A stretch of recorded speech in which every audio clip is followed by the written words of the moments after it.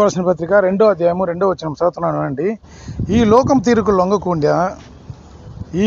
తీరుకు లొంగకండి కానీ మీ మనసు కొత్తది కావడం వలన పూర్తిగా మార్పు చెందుతూ ఉండండి.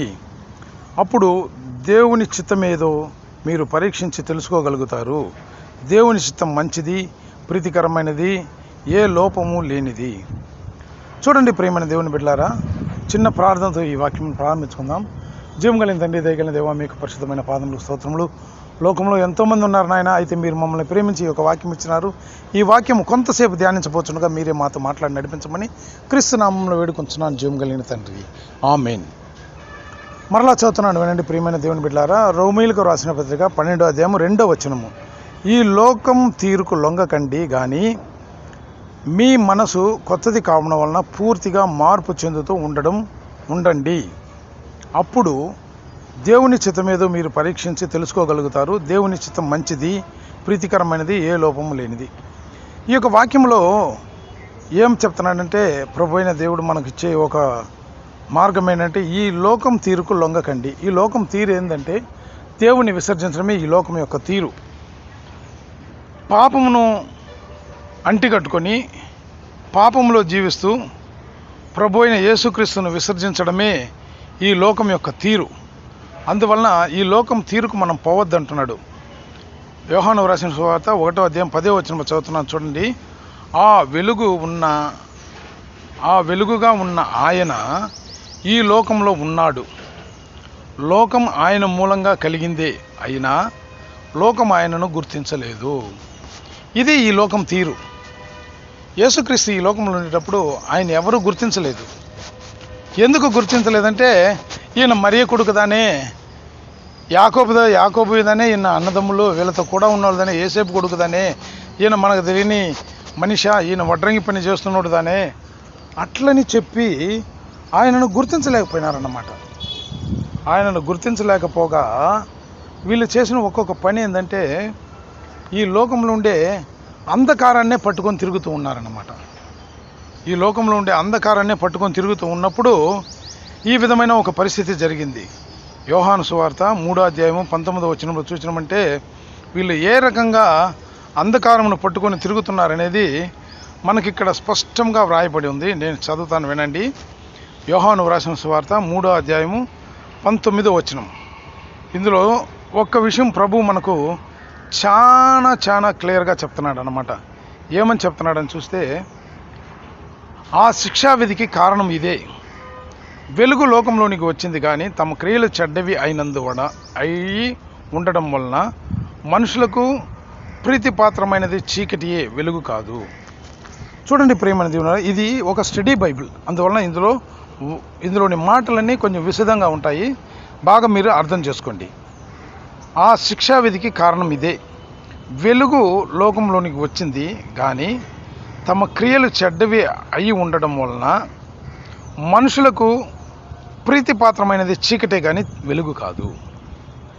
సో ఈ లోకంలో తీరుకు మనం పోకూడదు అని అంటే, మనకు ప్రీతికరమైన కారణం ఏమైందంటే, లోకం తీరే చీకటే, వెలుగు కాదు.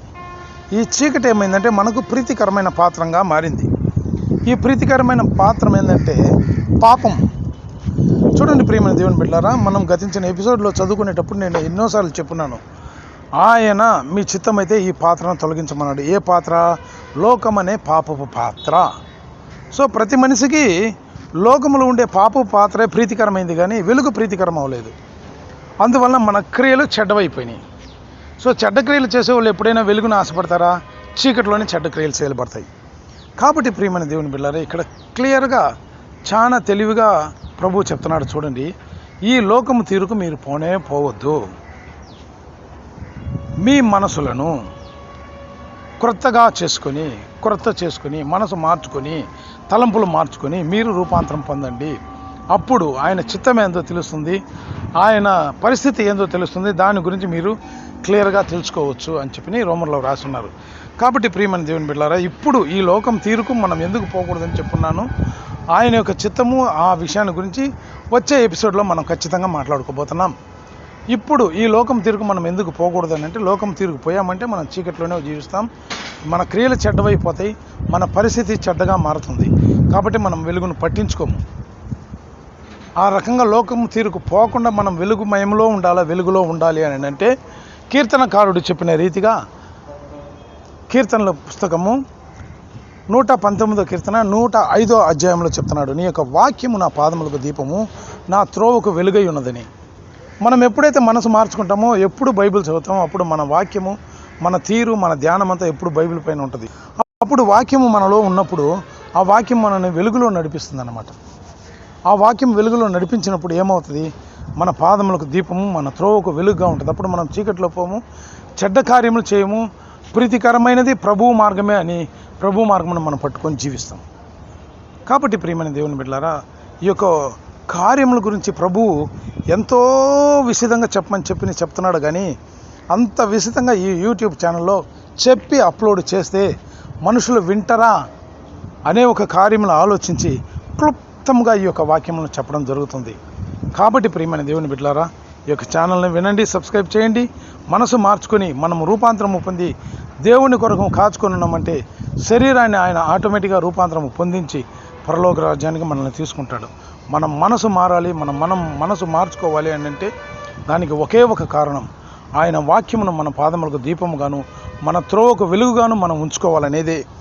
దానికి మనం ఏం చేయాలంటే ప్రతిరోజు బైబిల్ చదవడం, ప్రార్థన చేయడం, ప్రభు అయిన దేవునితో ఎప్పుడు మనము సంభాషించుతూ ఆయనతో కూడా నడుచుట ఎంతో ముఖ్యమైన కార్యం. అలా ఉండేటప్పుడు మనం వెలుగులో ఉంటాం, వెలుగు బిడ్డలుగా ఉంటాం.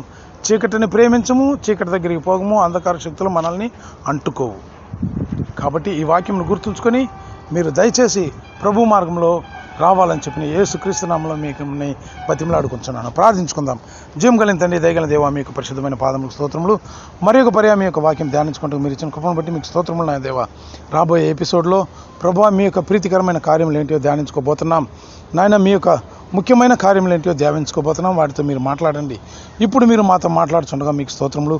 ఈ చెప్పబడిన వాక్యమును మనసును ఉంచుకొని పలువురికి పంచిన తండ్రి, వారిని పరలోక రాజ్యమునకు వారసులుగా చేయుటకు మీరే సహాయం దయచేయమని వేడుకొంచున్నాను.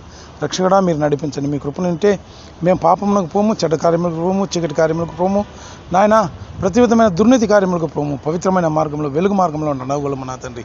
ఇది మీరు చేస్తారు, మీరు జరిగిస్తారు. మీ సన్నిధిలో వేడుకొంచున్నాను, నడిపించండి. యేసుక్రీస్తు నామములో వేడుకొంచున్నాను, జీవం కలిగిన తండ్రి, ఆమేన్.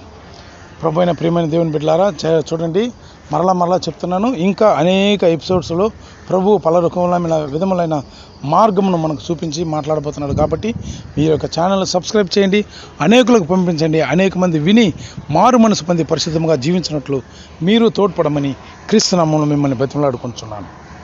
Thank you.